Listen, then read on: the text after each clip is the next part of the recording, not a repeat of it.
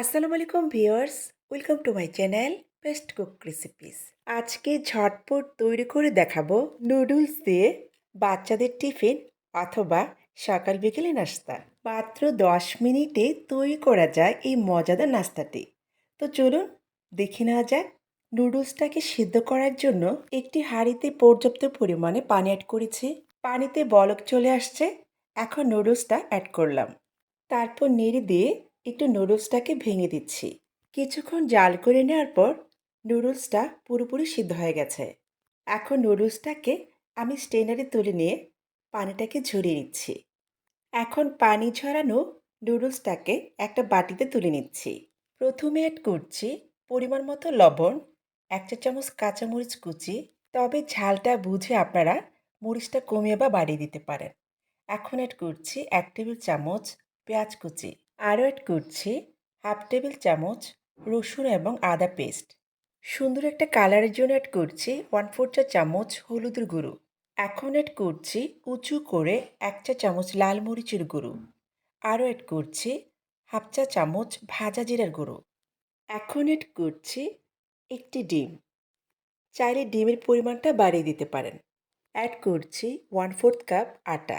চাইলে আটার পরিবর্তে আপনারা ময়দা দিতে পারেন।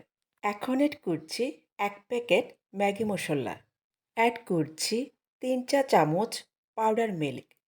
তারপর অ্যাড করছি 2 টেবিল চামচ টমেটো সস।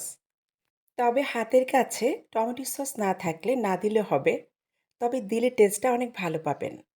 অ্যাড করছি 1 চা চামচ চিনি। এখন হাত দিয়ে খুব ভালোভাবে মিক্সড করে নিচ্ছি।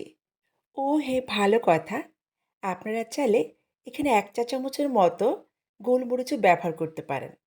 সব কিছু একত্রে খুব ভালোভাবে মিক্সড করে নিয়েছি। এখন নাস্তাটাকে ভেজে নেওয়ার পালা। এর জন্য চুলায় একটা প্যান বসিয়েছি। অ্যাড করছি 2 টেবিল চামচ রান্নার তেল। এখন একটা চামচ দিয়ে মিক্সড করা নুডলসটা দিয়ে তারপর রুটির একটা শেপ দিয়ে নিচ্ছি। এখন ঢেকে দেব। চুলোর আঁচ মাঝারিতে আছে। কিছুক্ষণ পর এপাশ ওপাশ করে নাস্তাটাকে উল্টিয়ে দিচ্ছি। আবারও ঢেকে দিয়ে 1 মিনিটের মতো জাল করে নিচ্ছি। 1 মিনিট পর ঢাকাটা তুলে নিচ্ছি। ভাজতে ভাজতে যখন দেখবেন সুন্দর একটা কালার চলে আসছে, তখন আবার উল্টিয়ে দিতে হবে।